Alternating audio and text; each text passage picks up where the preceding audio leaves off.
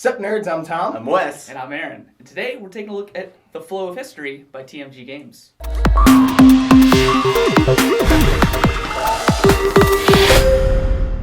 The Flow of History is a civilization building game with a really unique bidding aspect where you're putting this price on what you're willing to pay for. You name your own price. Yeah, you name your own price. It's like progressive. But yeah, you put a price that you're willing to pay and hope that somebody doesn't snipe that from you by saying, well, I'll pay that price, and just they take it. And they get that new piece of technology which is going to help them build up their... It's kind of like a Tableau, but it's really you're just trying to collect these icons that when you collect other cards will pay you. It's civ building, but you're right, it's done with a bunch of cards, so it's kind of like in Seven Wonders, or I think Through the Ages or whatever. You just have your whole civilization is built off of these cards you just have in front of you. There's no real board, and there's no spatial recognition for anything really. But I like how you guys were saying name the price, because that's what they put.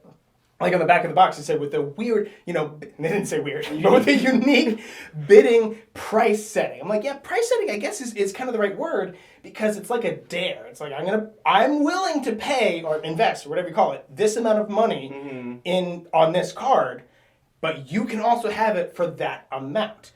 Do you, again, dare. Do you dare do that? Yeah. It is trying to find that balance of, I don't want to spend too much on it, but I also don't want them to buy it. Or if you find something like, I know Tom really wants this, so I'm going to put this on there just so that he has to spend more to get it. And then if you do get a card sniped from you, or where they buy it out from underneath you, you do reap rewards for that. So if I just want more money, I could bid on a card that I know Tom wants, so that then he'll hopefully snipe it out from underneath me, and then I'll end up with more money than I started with. I think the past tense of snipe is snope. Snope? I have snope. I have snope.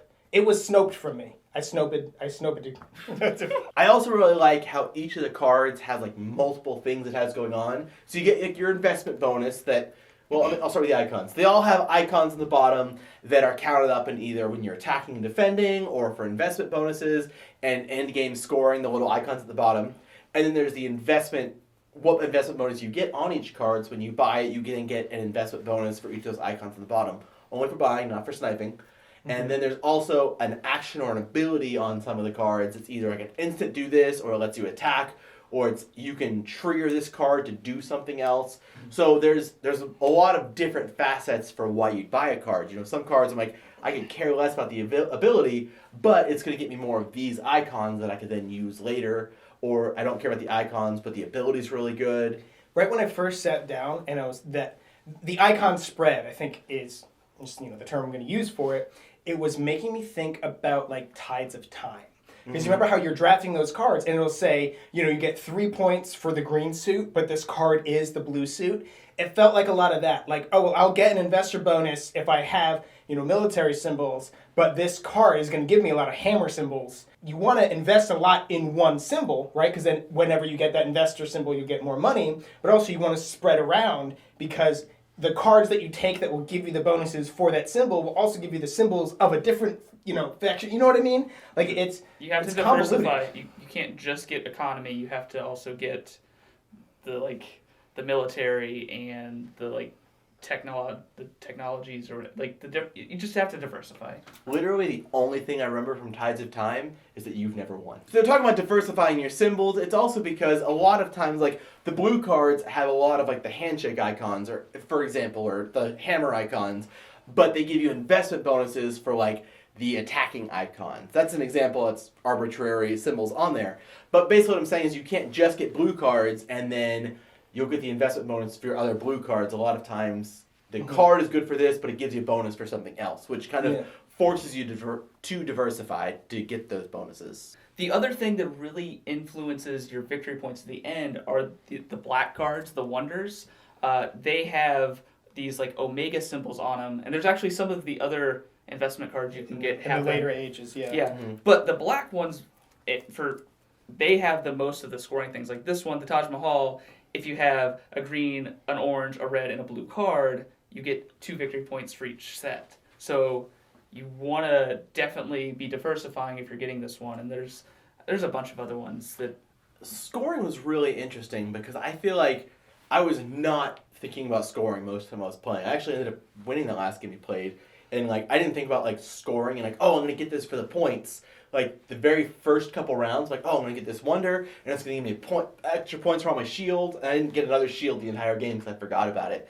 So it is a game that like it's a game where the gameplay and the end game scoring don't necessarily line up very well. Like this is going on for the whole game, and this is what you're being scored on, and like they do influence each other, but it's not. I'm just trying to get victory points, get victory points, get victory points. Well, I think it's like if we were to compare this to Seven Wonders, like think about it's the difference between getting those blue cards or getting cards that won't give me a lot of points right now, but will build up to more points later on. Taking a lot of resource cards may not seem like a good idea at the time right then, but then it'll make getting those really high valued point cards later on better. Science cards, just getting like 1 or 2 science cards isn't good, but getting a whole bunch, the points start stacking.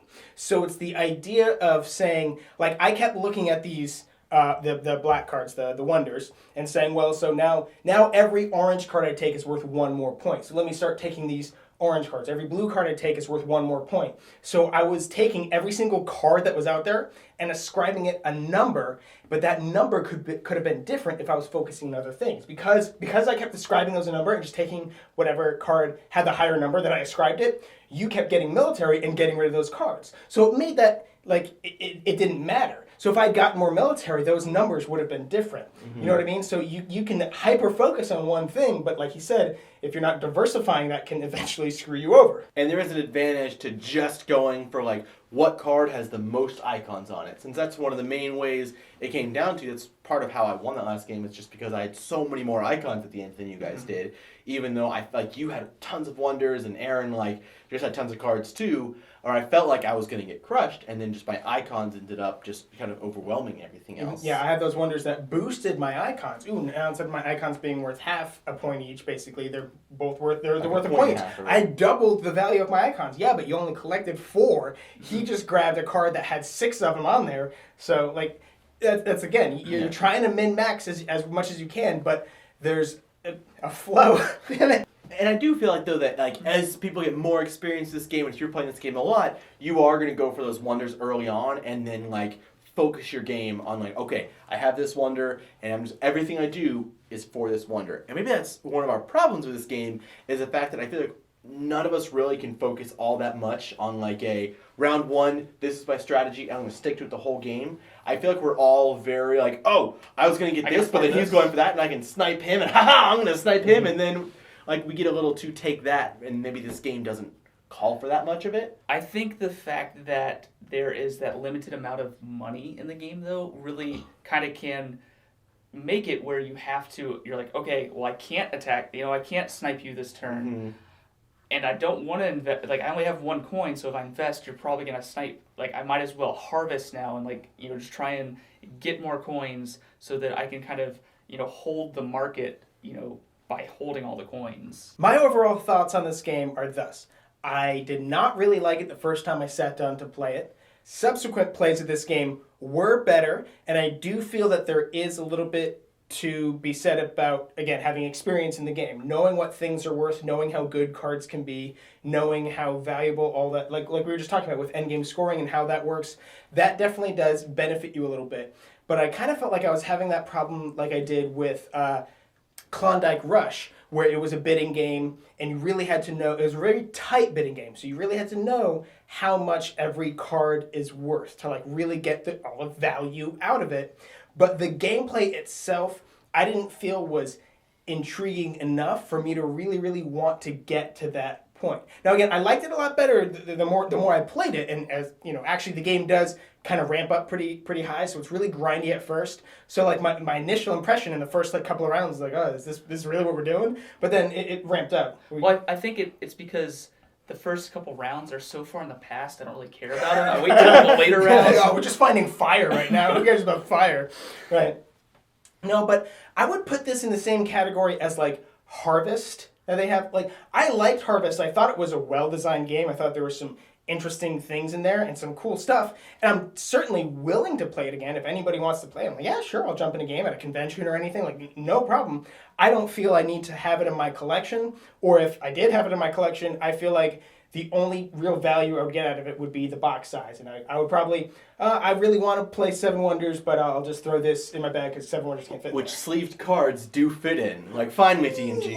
Well done. But, yeah, no, I think they increased, size what of is the this? box? That's not the width, the height. Depth. Depth. I think they increased the depth of the box just because we complain so much. Yeah. That's the Michael it's the kind of input has we us have. on his speed dial. He called us. He's like, guys, we could fix one thing. What would it be? And we were like, box Sleeve size. And he cards. was like, he was like, the height of the box? And we were like, no, the depth. And he was like, oh, yeah, right. Overall, I really don't like civilization building games. Like I've played Seven Wonders and Innovation and Civilization: A New Dawn. Like I've messed around with them, and there's something about like starting from nothing and like slowly building up, and it's so grindy that I just typically don't like those style of games, and they're not very like player interactive. It's kind of you're just like trying to buy these cards and make your civilization the best. This game, there is a little bit of that take that and player interaction, which kind of made it better for me, because I was like, ooh, so now he's trying to invest in that. He's investing in that certain card, and I want it, so I'm just gonna snipe it and take it from him. If I can just like push people around with my money. In the end, I think this may actually be one of my favorite Civ games, which isn't saying much because I don't really like Civ games, but the fact that there's that cutthroatiness and it's a very tight game and everything makes sense once you understand it. So I definitely think that I like this game the most out of the three of us. I do agree, it starts off really grindy, and like if you're gonna try this game, give it a chance. Like, don't let it be a game where you play 3 or 4 rounds and like, yeah, let's just play something else, because you do have to get through the grind of the first couple turns. Maybe just kind of understand that, like, play those as fast as you can. I do really like the mind games with the bidding and the sniping and like, I'm going to bid enough so he can't do this. Oh, I really want this, but he has more money than me. There's no way I can get it. If I bid on it now, like, there's a good card out there. I'm going to let somebody else hopefully bid on it so I can then snipe it out from underneath them. Or you can buy cards that let you just take another card from the market and you don't have to bid on it. The deck. Or top decking is really sweet. So you do get those kind of cool combos that can happen in the game, and I love it when games combo. Like when you're, all right, I'm going to get this, which lets me get that, which lets me get that. When those things work out, it's beautiful. I do wish there was a little bit more player interaction in the game, because there's like battling, but if you're if you have an aggressive group like we have, I feel like some of our primary goal was like, okay, how much attack do you have? I need to make sure that my defense is like a couple more than that. So if you get an attack with the symbols on it, I'm defended. So there was only like 3 attacks in the entire game we played that like actually went through and did anything. So I do wish that maybe that came out a little bit more through it. But overall, I think it is a solid small box Civ game. That's probably our biggest takeaway from it, is if you like Civ games and you want one that you can stick in your bag and take to a convention or take on a trip or just easier to carry to your game store, this is perfect for that. It's definitely not the best Civ game out there. It's not like, oh, this is going to replace all the Civ games and this is all you need now. But it does give you that kind of Civ experience in a small box. Tiny epic Civ. So if that does sound good to you and you want to pick it up, we're going to have a purchase link in the description box down below. And hey, while you're down there, don't forget to subscribe to our channel so you'll never Be bored. Literally the only thing I remember from Tides of Time is that you've never won. That's true. No, that's not true. I won once because I told Greg, I was like, man, I've never won one. I've never won at all. And then I won. I was like, did you let me win? He's like, yeah. We played again and he crushed me. That I'm like, I'm Greg. so bad You at this guys- game. You know Greg. Y'all know That's Greg. total Greg. You know Greg. We should put up a Old pic. man Greg. I have a bunch of pictures of Greg. We should throw up some I pictures don't of Greg. think- You're going to have to blur them out.